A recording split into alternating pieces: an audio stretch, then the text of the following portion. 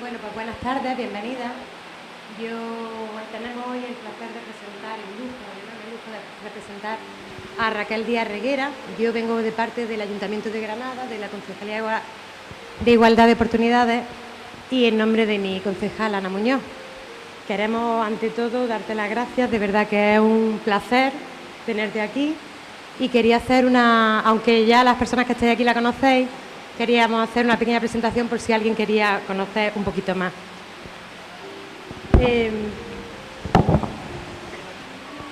Bueno, Raquel dibuja y escribe desde niña y empezó, con 6 años ganaste tu primer concurso de pintura, estudió Bellas Artes, pero afortunadamente cambiaste tu vida y te dedicaste a escribir y a ilustrar tus libros.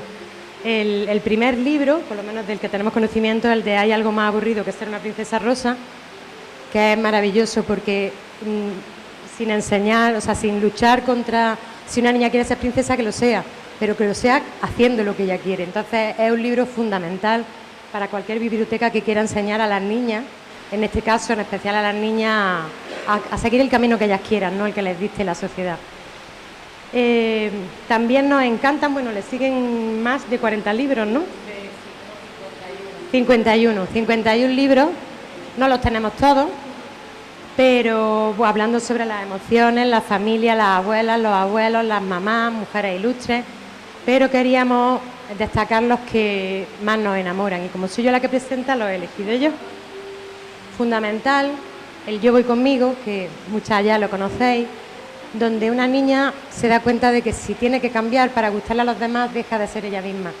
Este libro es fundamental para mí personalmente, para mí como psicóloga que trabajo en igualdad, para mi hija y para mi hijo. Le sigue Yo soy, que es la parte del chico, en el que un niño descubre que si tiene que cambiar también su manera de ser para formar parte del grupo de los populares, deja de ser quien es.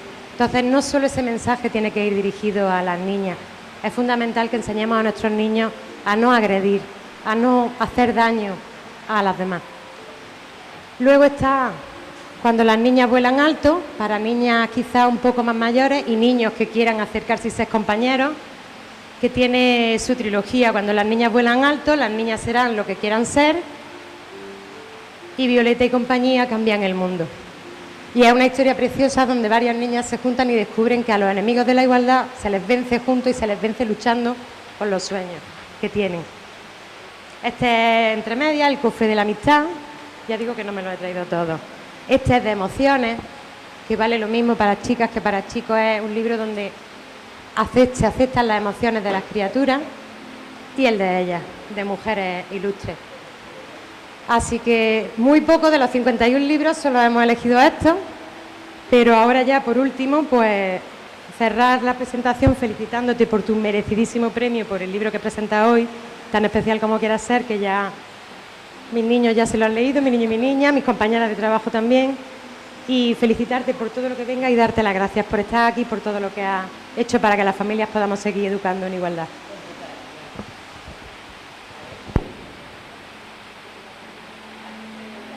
Hola, hola, hola, se me escucha, ¿no?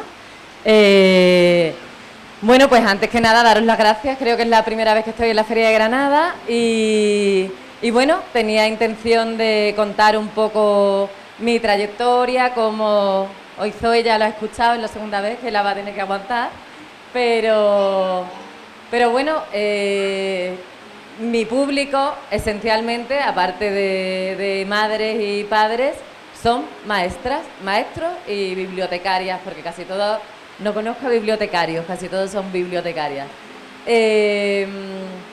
Creo que sin tener intención de hacer libros útiles, probablemente porque como autora básicamente he sido madre de mis hijos, pues creo que son libros que tratan de reflejar las preocupaciones que como madre uno tiene. Porque claro, yo siempre digo que cuando sueltas a tu hijo en el cole, ¿no? O sea, al primero, ya el segundo y ya tercero y cuarto, como he visto que alguien tiene por ahí, ya eso deben ir solos. Pero normalmente cuando sueltas a tu hijo en el cole, él tiene que establecer unas relaciones sociales, se establecen unas jerarquías y y un grupo que está ajeno por completo al mundo de los padres. O sea, los niños son una cosa en casa y son otra cosa en el cole. Hay padres y madres que nos empeñamos en creer que conocemos a nuestros hijos incluso cuando están fuera de casa, pero los niños y las niñas tienen que adaptarse a unas circunstancias en las que el profesor o la profesora son realmente el adulto que representa para ellos la seguridad, la estabilidad, el orden y todo lo que los padres que están ausentes no ejercen. Con los libros descubrí, cuando voy a muchos coles a hablar con niños y con niñas, pues descubrí que es alucinante cómo cuando has visto a un maestro o a una maestra, sabes cómo es la clase que te vas a encontrar. Es increíble, o sea, cuando un maestro está implicado en un proyecto, cuando tiene ganas de trabajar, cuando le gusta su trabajo, cuando se multiplican sus ideas para tratar de hacer cosas con los niños, tú llegas y los niños y las niñas son niños motivados, niños empáticos, niños... O sea, para mí, una de las carencias terribles de la sociedad, y creo que va muy a peor, es que no le damos a los maestros y a las maestras el sitio que merecen, porque socialmente son los que forman a nuestros hijos y los forman fuera del entorno de casa, fuera de la protección que los padres ejercemos sobre los niños. El cuento se convierte en una herramienta muy útil para hablar de cosas que resultan muy difíciles de hablar con los niños si no hay cuentos. ¿Por qué? Porque el cuento tú no estás trasladando tu preocupación a tu hijo directamente, él no se siente identificado en primera persona con lo que está sucediendo. En el cuento tú estás hablando de algo exterior a él, de una situación que él identifica, pero la identifica sin que le caiga encima la bronca, la culpa o cualquier tipo de cosa con la que él se sienta interpelado. O sea, el cuento no interpela, sino que el cuento genera una situación en la que los niños y las niñas se miran, saben de lo que están hablando y inmediatamente además sienten que ese problema puede estar en su clase, que esa circunstancia le puede estar pasando a sus compañeras. Enseguida identifican cosas. Hay uno de los libros, que no tengo aquí porque me los he dejado en la caseta, que se llama ¿Qué le pasa a Uma?, que es un libro que habla de acoso escolar. El acoso escolar, en el caso de los niños, hasta donde yo estudié, en el caso de los niños es muy visible porque los niños agreden, ¿no? Es una manera de acoso muy reconocible, si ves que le están pegando a un niño, y sin embargo el acoso de las niñas suele ser un acoso mucho más psicológico, mucho más de apartarla, mucho más de dejarla a un lado. Y es curioso porque es un libro que cuando lo lees en el aula, inmediatamente la clase, sobre todo a partir de tercero de primaria, la clase sabe que esa situación se da en su clase. O sea, la clase inmediatamente dice, pues aquí hay una niña a la que apartamos, hay un niño al que no. Y entonces ese cuento acaba dejando claro que no posicionarse es lo mismo que posicionarse del lado oscuro. O sea, que no hay que nunca ponerse al lado del que acosa, y si no alzas la voz a favor del acosado, estás poniéndote del lado del acosador. El acosador muchas veces es una víctima también, pero las situaciones de acoso se hacen insoportables. Yo ese cuento se lo escribí a mi hija Violeta porque vivió una situación de acoso escolar y bueno, pues es muy duro. Y trabajar con ese cuento en las aulas, muchos narradores orales que lo cuentan me dicen, jolines, salen cosas que no nos podíamos imaginar. Mi primer cuento, que es Hay algo más aburrido que ser una princesa rosa, es un cuento... Yo venía de Madrid, yo durante más de 10 años, yo de pequeña escribía e ilustraba mis historias, desde muy pequeña me encantaba dibujar Pero cuando tenía 19 años decidí dejar Bellas Artes, que estaba estudiando en Sevilla, me fui a Madrid a estudiar diseño y sobre todo me fui a Madrid con un puñado de letras debajo del brazo porque yo quería ser letrista, quería escribir letras de canciones. Y me fue muy bien porque en cuanto llegué a Madrid tuve la suerte de fichar con una compañía, con una editorial, la editorial de Universal y la editorial de Warner. De hecho, el primer trabajo que tuve me llamaron y me dijeron: hay un italiano que ha ganado el Festival de San Remo, que está petándolo y queremos hacer el disco en castellano. Y era NEC, que bueno, Laura no está, pues eso. Y a partir de ahí me convertí en la adaptadora de casi todos los italianos. Era menos Pausini, que ya tenía su adaptador. Pues estuve trabajando con Biagio, con Zúquero, luego estuve trabajando con Noa, la israelí, con La vida es bella, bueno, con muchísimos artistas y durante más de 10 años me dediqué a escribir letras de canciones para mucha gente. Es un mundo precioso, escribir letras para... A mí la música, yo algún día seré cantante y actriz, de momento no se ha dado. Pero lo cierto es que bueno, que el mundo de la música, la crisis de 2008...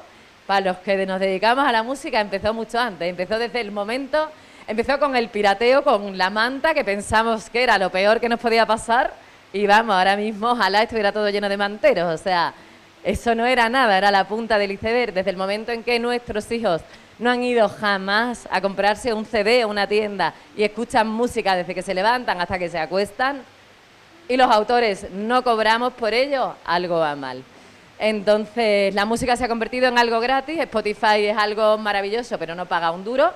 Y bueno, creo que Madonna genera 1.000 euros al mes, o sea, que quiero decir que todos los demás podemos morirnos, ¿no?, de hambre, o sea que...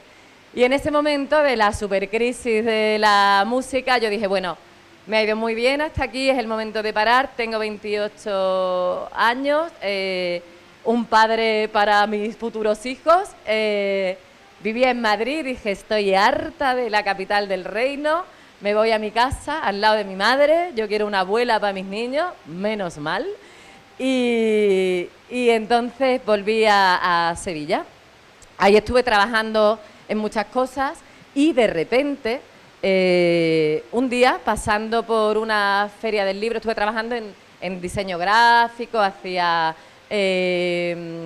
diseño de carteles, trabajaba para empresas, trabajaba con las presas de la cárcel de Sevilla 2 haciendo unos catálogos, en fin. Iba cogiendo muchos trabajos mientras mi hijo Pablo, que era un santo, era pequeñito. Y después de eso, de repente un día, pasando por una feria, por la Feria del Libro de Sevilla, por la Plaza Nueva, vi a lo lejos un libro, un álbum ilustrado, Princesas olvidadas o desconocidas, de Rebeca Dautremer, y me quedé como, ostras, o sea, qué cosa tan bonita, me llamó muchísimo la atención. Y entonces empecé a ir a librerías especializadas para ver cómo puñetas hacía un álbum ilustrado. Y empecé a estudiar cómo se divide un texto. Hacer un álbum ilustrado significa saber dividir un texto de manera que quepa en un número de hojas concreto, o sea, el número de hojas de los álbumes ilustrados es siempre un múltiplo de 8. Total, que me puse un poco a estudiar cómo hacer un álbum, escribí un primer cuento que se me iban de largo, o sea, tienes que tener un número de palabras muy concreto, no puedes, entonces tenía lo suyo. Y un día, mi hija Violeta, que era una salvaje cromañona total, llegó a casa diciendo que ella quería ser una princesa rosa. Y yo no lo entendí, o sea, dije, ¿cómo? O sea, tu madre nunca ha querido ser una princesa rosa. Y entonces nos pusimos mientras la bañaba, empecé a decirle, pero Violeta, ¿tú te imaginas que darle un beso a un sapo y que se convierta en un príncipe y si no nos cae bien, ¿quién nos asegura que lo volvamos a convertir en sapo? ¿Y tú te imaginas ponerte guapa por las mañanas con un vestido que no te deja trepar? Total, que íbamos inventando un cuento y un día dije, me siento y lo escribo.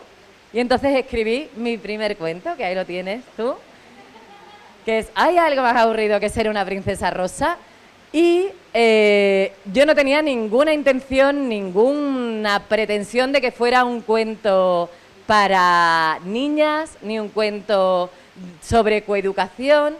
Y ante mi sorpresa y la del editor, yo era la primera vez que me publicaban un cuento, en un año se hicieron 3 ediciones, estaba recomendado en 10 comunidades autónomas como lectura recomendable para los colegios. Y bueno, pues fue un poco como que ya nunca más paré de trabajar hasta hoy. O sea, ya empecé a escribir después de eso un libro que funcionó muy bien, que es un homenaje a los abuelos. Para mí la figura de mis abuelos en mi vida ha sido algo absolutamente indispensable y bueno, cada día de mi vida los echo de menos. O sea que para mí de hecho, cuando volví con mis hijos a Sevilla es porque tenía claro que quería que mis hijos crecieran cerca de los abuelos. Creo que un abuelo o una abuela que mole es un tesoro incomparable, ¿no? Y entonces escribí un libro que se llama Abuelas de la A a la Z, que tuvo una gran difusión porque la reina Sofía fue a la Feria del Libro y lo compró. Y entonces a partir de ahí... O sea, porque ella se fue de la Feria del Libro con 2 o 3 libros y con el libro de las abuelas y lo que son las cosas. A partir de ahí me llamaron de todos los medios, me llamaron de todas partes y el libro, yo qué sé, no sé cuántas ediciones estuvo todas las abuelas de España tenían el libro, ¿no? Entonces, bueno, pues esos golpes de suerte y luego, sin quererlo, sin intentarlo, sin tener ni idea, cuando llevaba como 20 libros... un día, en una entrevista, me dijeron ¿por qué todas las protagonistas de tus cuentos son niñas o mujeres? Y dije, pues es verdad, o sea, pues posible que yo solo escriba. Y entonces me puse a preguntarme a mí misma y me doy cuenta de que mi vida, uno al final es el fruto de su infancia, o por lo menos esa es mi manera de entender la vida. Creo que estamos hechos de recuerdos, de los recuerdos, o sea, no somos más que la suma de todos los recuerdos.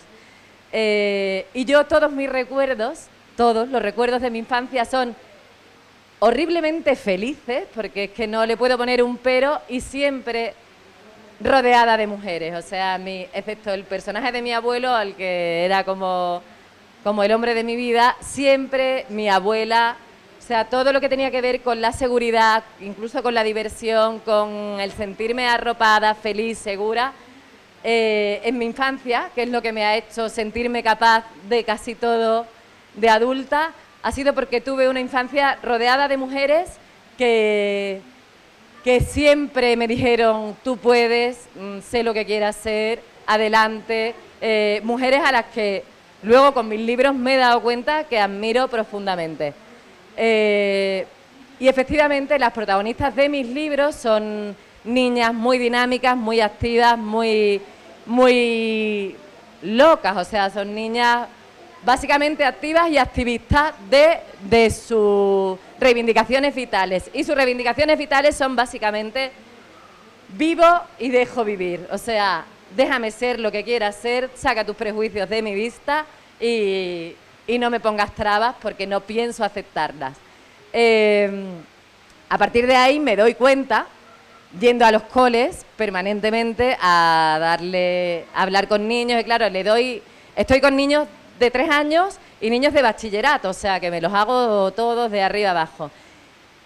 Y mi pregunta es, ¿de verdad creemos que estamos sacando a nuestros niños de un mundo en el que los criamos de manera completamente desigual?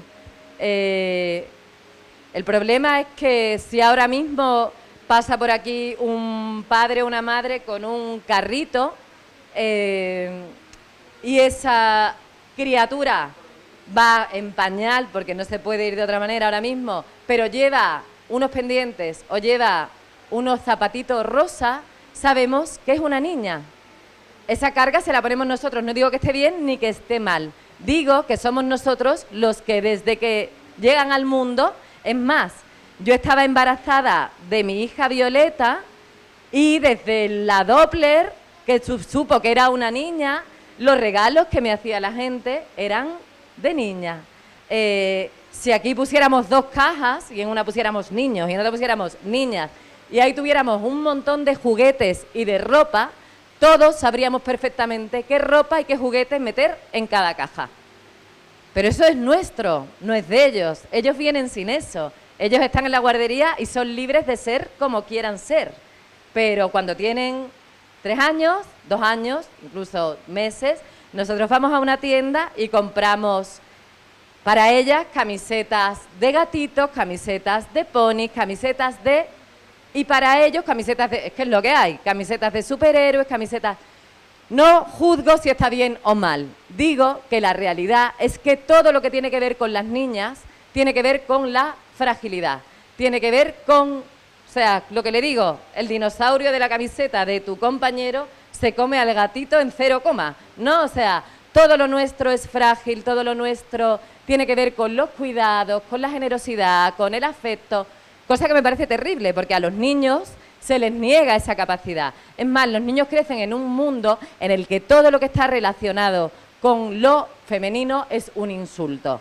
Un niño crece y le dicen, llorar es de niña, un niño crece y le dicen, corres como una niña, un niño crece y le dicen que no puede mostrar sus emociones, que no puede ser sensible. Y como decía hace un momento, cuando tu hijo tiene 13 años, de repente, tu hijo era así y ahora es así, y de repente, de la noche a la mañana, cuando te encuentras amigos o amigas, lo saludan con la mano. Eso lo hacemos todos. O sea, los niños, cuando miden esto, siguen siendo niños, pero ya dejamos de darles besos y les damos la mano. Yo voy con mis hijos por la calle, mi hijo mide 1,80 y tiene 18 años y mi hija tiene 16. Me encuentro con gente, a mi hija le dan 2 besos y a mi hijo le dan la mano.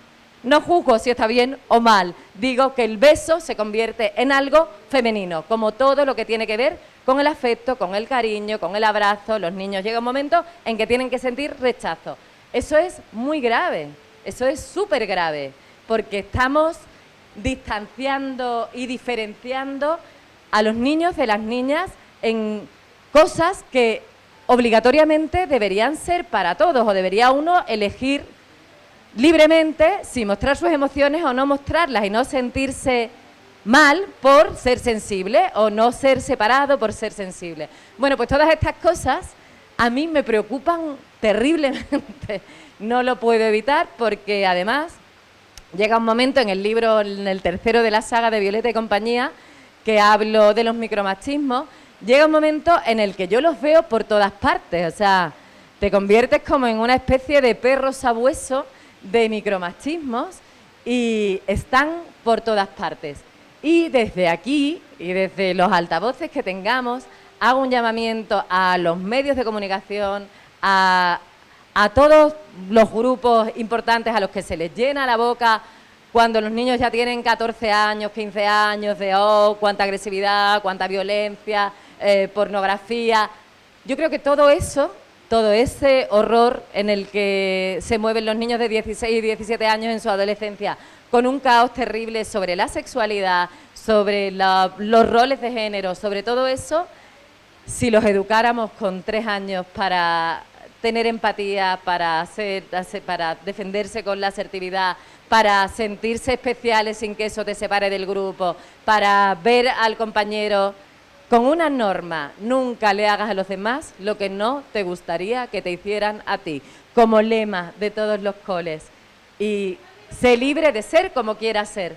Bueno, pues si todos los medios de comunicación nos dedicaran tiempo a los que nos dedicamos al mundo de los niños, a los que los educamos, creo que tendríamos un mundo mejor. Y bueno, creo que con esto, ¿no? ¿Qué hora es? -20, ¿no? Porque a -10 terminamos. Si queréis hacerme preguntas o que os lea un cuento, vale. Vale, pues venga, voy a ello rápidamente.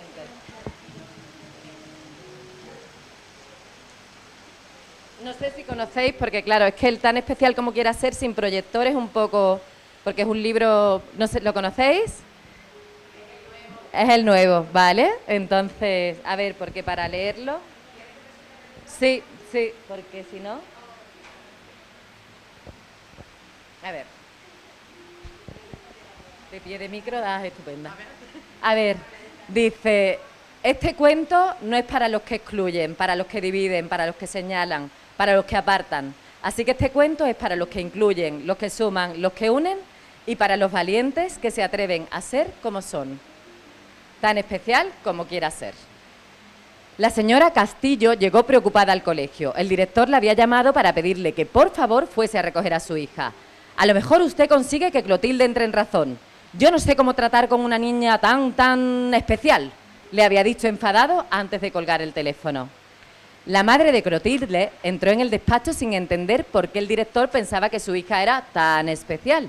A mi niña no le gusta nada llamar la atención, dijo la señora Castillo. De hecho, Clotilde pasa desapercibida en cualquier sitio. Es tan normal que, como a todas sus compañeras, le encanta el rosa. Y no sé si se ve desde ahí a la distancia, porque este cuento está muy bien con un proyector. Pero están todas sus compañeras vestidas de princesa y Clotilde, el día del rosa, va al cole vestida de cerdito ante la cara pasmada de todas sus compañeras.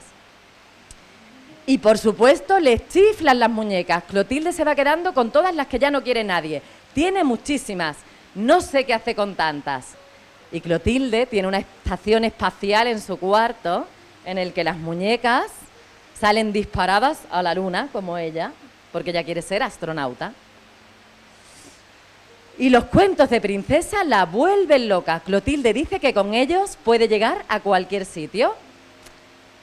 Y Clotilde utiliza los libros de princesa, después de haberlos leído y que a algunos le encanten, para trepar a lo más alto de la estantería, donde están algunos libros que le encantan.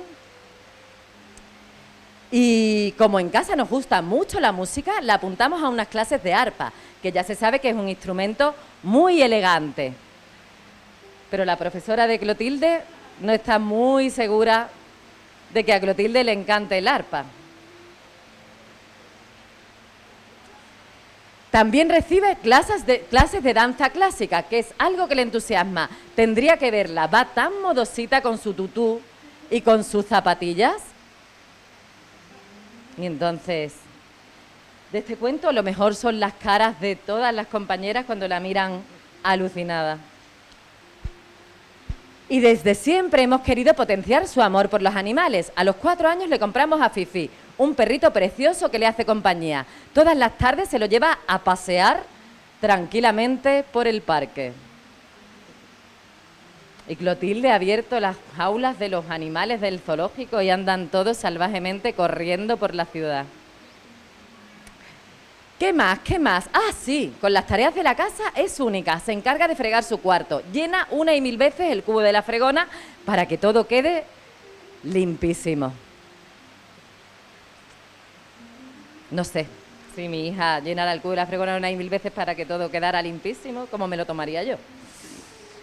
Y también le encanta pintar. Es que es muy artista. Recibe clases de dibujo y escultura en una escuela muy seria.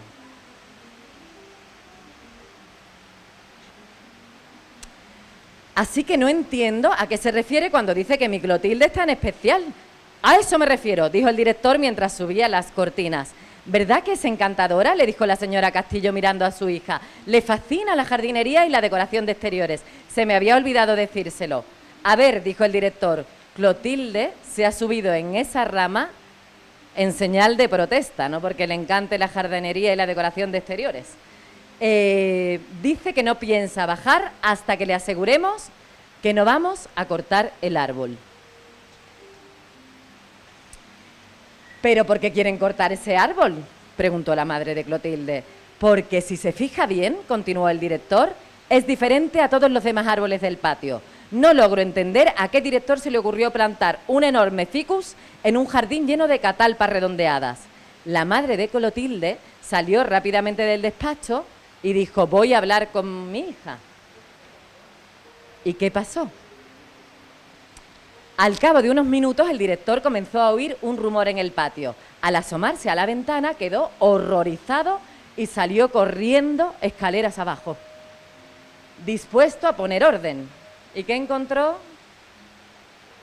Ta, ta, ta, chan. ¿Se puede saber qué hace usted también ahí arriba?, preguntó el director intentando no perder los nervios. Pues fíjese, hablar con usted me ha abierto los ojos. No es que yo sea de esas madres que siempre dan la razón a sus hijas, pero tampoco quiero ser de esas madres que no ven a sus hijos como son, sino como ellas los quieren ver. No entiendo nada de lo que me dice, replicó el director. Pues es muy fácil. Este árbol es diferente, único, y usted quiere talarlo porque le molesta, igual que le molesta que haya niños o niñas, ¿cómo los llama usted? Así, especiales. Pues ¿sabe lo que le digo? Que estoy encantada de haber descubierto que mi hija tiene su propia manera de ver las cosas y de comportarse, sin importarle lo que piensen los demás.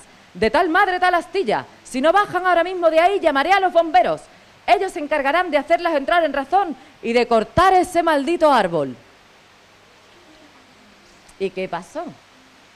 Que unos minutos después llegaron los bomberos y tras escuchar las reclamaciones del director y las palabras de Clotilde, no dudaron en unirse a la protesta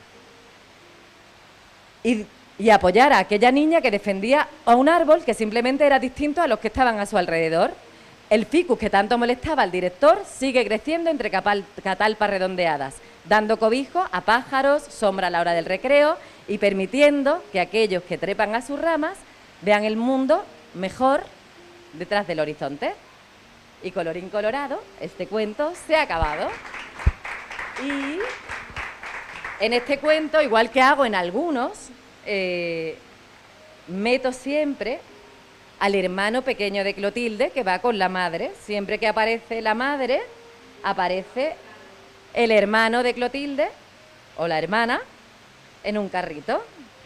Aquí no, porque todo el tiempo es Clotilde, Clotilde, Clotilde, pero cuando vuelve a aparecer su madre, a ver...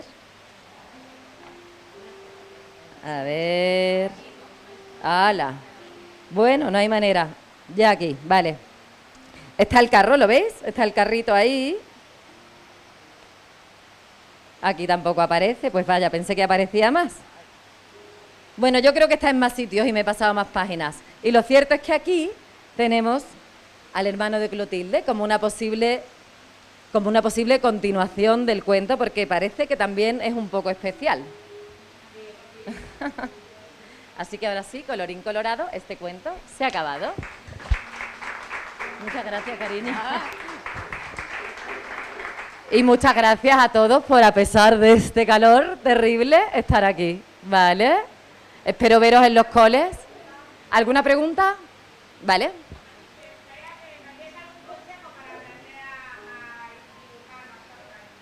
Para aprender a dibujar, pues fíjate que yo pienso que tengo muchos amigos ilustradores que se han atrevido a escribir y yo, sin embargo, pienso que la raíz de todo es escribir. Cuando uno escribe, imagina. Y cuando uno escribe, inventa los personajes. Para mí, la raíz de todo es la escritura. Y a partir de ahí, creo que las posibilidades de ilustrar son tantas, que hay gente que ilustra con un detalle infinito y transmite muchísimo, y otra gente que hace cosas muy sencillas y transmite incluso más. Creo que lo bueno de la ilustración es que cabe todo. Cabe el collage, cabe la fotografía, cabe el recorte, cabe... Yo siempre cuando doy clases de dibujos a escritores, les digo, la base es que 3 elementos identifican a algo. O sea, si miras dibujos de elefantes en internet, verás que tenemos elefantes que parece que fueran a salir caminando para irse a la selva y elefantes que son simplemente un trazo. ¿Por qué? Porque tienen trompa y orejas. Tú pones trompas y orejas y tienes un elefante. O sea, esa es la base. O sea, de cada cosa, cebra, rayas, y o sea, es que 2 cosas básicas que te llevan a un animal, por ejemplo, siempre.